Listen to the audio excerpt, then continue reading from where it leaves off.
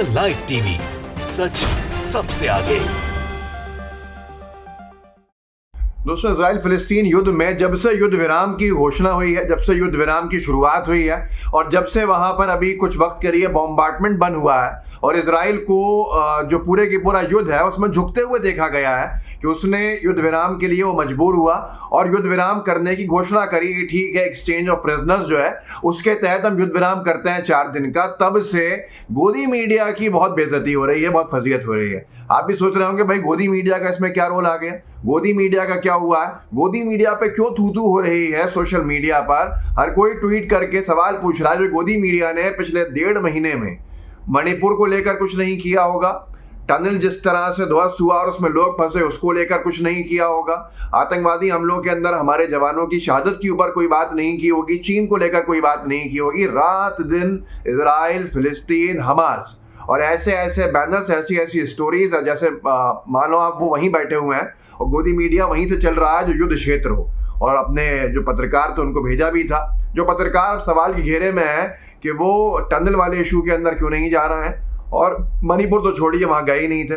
शाहनवाज अंसारी ने कुछ स्क्रीनशॉट्स डाले हैं, कोई ट्विटर यूजर हैं, उन्होंने लिखा है कि आज रात 12 बजे खत्म हो जाएगा हमास, नेतन्याहू की भयंकर चेतावनी, थर थर कांपा हमास। ये कुछ वो पोस्टर्स हैं जो गोदी मीडिया की तरफ से जारी हुए थे उनकी स्टोरी के लिए। आप स्टोरी पोस्टर देखते चलिए। इजराइल से दुश्मनी मतलब सिर्फ मौत, ये लिखा हुआ है, आज तक का है और दूसरे चैनल्स का भी है। आगे नेतन्याहू की भयंकर चेतावनी, थर थर कांपा हमास। आगे ये भी था कि अब ये करीब करीब साफ हो गया है, हमास के खात्मे तक इजराइल नहीं रुकेगा। और लिखा आगे कि आज रात 12 बजे ख़त्म हो जाएगा हमास। हर रोज़ यही सब चलता रहा और गोदी मीडिया को कोई चिंता नहीं रही, मणिपुर जलता रहा।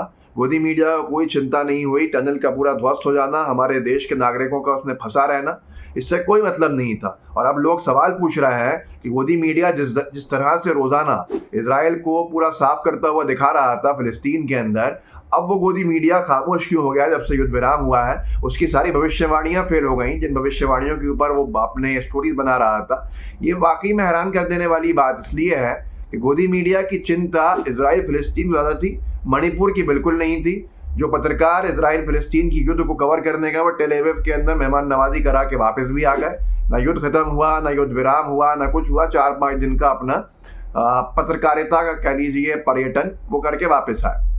कभी भी वो मणिपुर नहीं गए, कभी भी वो देश के दूसरे कोनों में नहीं गए जहाँ पर वाकई में इस देशभक्ति का प्रमाण देना था, वहाँ जाके कवरेज के लिए।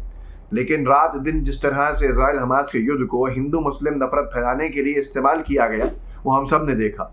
जिस युद्ध से भारत के मुसलमानों का कोई संबंध नहीं, भारत के हिंदुओं का कोई संबंध नहीं, लेकिन उकसाने के लिए रात दिन ऐसी स्टोरी लाइन चलाई गई जिससे कि माहौल ख़राब हो जाए, जिससे कि कुछ फितना फसाद खड़ा हो। यहाँ तक कि उत्तर प्रदेश में योगी सरकार ने तो अपराध भी करा दिए, आरोप बना दिए उसके ऊपर जो लोग फिलिस्तीन के समर्थन में थे। बहुत सी चीज़ें ऐसी हुई। लेकिन अगर मैं आपको दिखाता हूँ कि क्या क्या लोगों ने लिखा। अरमान करके एक यूजर ने लिखा कि Indian media that went to Israel to cover the war, जो भारतीय मीडिया इजराइल गई थी वॉर कवर करने, वो अभी तक उत्तराखंड नहीं गई है जहां 41 मजदूर जो हैं 6 दिनों से मलबे में फंसे हुए हैं। गोदी एक वजह से ही है, ये एक वजह से ही कहलाते हैं। किसी ने नीचे कहा कि फिर पिक्चर्स कहाँ से आ रही हैं, तो इन्होंने बहुत अच्छा जवाब दिया कि यूट्यूब रिपोर्टर्स हैं जिनके माध्यम से फोटोज आई हैं। भारत सरकार ने हमास को अभी तक, मोदी सरकार ने ऑफिशियल स्टैंड है, आतंकी संगठन घोषित नहीं किया है भारत में। इजराइल के एम्बेसडर ने मांग तक कर दी थी कि मोदी सरकार हमास को इजरायली आतंकी संगठन घोषित करे, लेकिन नहीं किया। उसके बावजूद भी रात दिन मीडिया जो है न जाने किस तरह की नफरत फैलाने के लिए झूठी खबरें चलाने का काम कर रही है। एक चैनल ने लिखा कि हमास दिखा रहा था अकड़, इजराइल ने दी चेतावनी, दबाव में हमास ने छोड़े और 17 बंधक। भाई हमास 17 बंधक छोड़ रहा है, उसके बदले में फिलिस्तीन के उससे कई ज़्यादा बंधक जो हैं, जो कैदी हैं इजराइल की जेलों के अंदर, उनको छोड़ा जा रहा है। तो ये एक तरफा रिपोर्ट क्यों दिखाई जा रही है। इजराइल को युद्ध विराम करना पड़ा, मजबूर होना पड़ा, इजराइल और फिलिस्तीन के बीच में एक्सचेंज ऑफ प्रिजनर्स हुआ, सारी चीज़ें हुई, लेकिन एक तरफा दिखाया जा रहा है कि भाई ये हो गए। हालात इतने भयावह हैं, जो मजदूर टनल के अंदर फंसे हुए हैं, एक अखबार ने लिखा है कि भाई डोंट टेल माँ that I am trapped in the tunnel. भाई माँ को बताना कि मैं टनल के अंदर फंसा हुआ हूँ। ये हालात है। और ये कौन लोग हैं? ये हमारे भारत के नागरिक हैं। जिनके ऊपर हालात आए हुए हैं। पर गोदी मीडिया की प्राथमिकता इजराइल फ़िलिस्तीन का युद्ध था। इजराइल फ़िलिस्तीन का युद्ध में इजराइल को बहुत बड़ा बादशाह बताना का मकसद शायद था। फ़िलिस्तीन को एक तरह से अपराधी और आरोपी दिखाना हमेशा रहा। भारत सरकार बार बार फ़िलिस्तीन के साथ खड़ा होने का अपना स्टैंड स्पष्ट करती रही, फ़िलिस्तीन की आज़ादी की मांग को दोहराती रही यूनाइटेड नेशन के अंदर भी। लेकिन जो बीजेपी के नेताओं के स्टैंड थे, उनके स्टैंड्स पे गोदी मीडिया अपनी रिपोर्ट चलाती रही।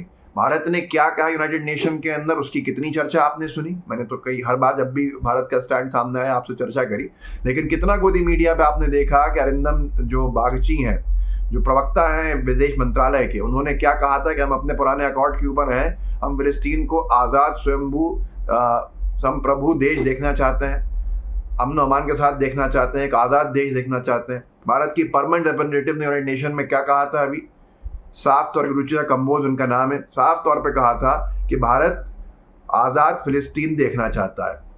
और उसके समर्थन में इजराइल के खिलाफ भारत ने वोट डाला, ऑक्यूपेशन के खिलाफ। कितना गोदी मीडिया ने दिखाया? गोदी मीडिया की प्राथमिकता क्या किसी और जगह से तय हो रही है, या आखिर क्या वजह है इस तरह की रिपोर्टिंग की? क्या मजबूरी है? आज हर एक व्यक्ति उसी पर थू कर रहा है, क्योंकि गोदी मीडिया तो आज से 1 महीना पहले कह चुकी थी कि इजराइल पूरा फ़िलिस्तीन का ये जो गाज़ा पट्टी है साफ करने जा रहा है, आर पार इजराइल होने जा रहा है। उस इजराइल को नतमस्तक होना पड़ा है। और जिस इजराइल ने 6000 बच्चों को मार दिया, लगभग 13-14 हज़ार लोगों को मार दिया जिनका कोई संबंध नहीं था हमास से, उसके बावजूद भी एक भी ऐसी रिपोर्ट क्या आपको देखने को मिली गोदी मीडिया पर? तो यही पूछता हूँ, गोदी मीडिया की क्या प्रायोरिटीज़ बहुत मिसप्लेस्ड हैं? क्या बहुत ज़्यादा मजबूरी में कोई रिपोर्टिंग चल रही है? क्या राजनीतिक फ़ायदा लेने के लिए एक पॉलिटिकल पार्टी इस तरह की रिपोर्टिंग को मजबूर कर रही है? ये बड़े सवाल हैं जिनके जवाब भी सोशल मीडिया पर जो थू हो रही है, गोदी मीडिया को ज़रूर देना चाहिए। अगर आप गोदी नहीं है, तकलीफ में मत लीजिएगा, मैंने किसी का नाम लिया है ना बोला है। जो चीज़ें सोशल मीडिया पर चली हैं उनको दिखाया है, उनको बताया है। अगर आपको तकलीफ हो रही है तो फिर आप भी गोदी मीडिया का हिस्सा है। इस वीडियो को आगे बढ़ाइएगा, लोगों को जागरूक कीजिए, व्हाट्सएप ग्रुप्स होंगे उनमें शेयर कीजिएगा, लाइव टीवी को सब्सक्राइब भी कीजिए, बेल आइकन भी दबाइए। अपने जितने साथियों तक मेरे कंटेंट को आगे बढ़ा सकते हैं तो बढ़ाइए। कम से कम आप जागरूकता फैलाने में सहभागी होंगे और साथ देंगे, क्योंकि आज दुष्प्रचार की तो कोई सीमा नहीं है, लेकिन कुछ ना कुछ करके आज दुष्प्रचार को दूर करने का जो प्रयास जो भी लोग कर रहे हैं, उनके कंटेंट को हम कम से कम आगे बढ़ा दें, क्योंकि सरकार की तरफ से जो कंप्लेंट्स होती हैं उससे रीच बहुत गिर जाती है। तो जुड़े रहिए, चैनल को सब्सक्राइब जरूर कीजिएगा। जय हिंद, जय भारत। द लाइव टीवी, सच सबसे आगे।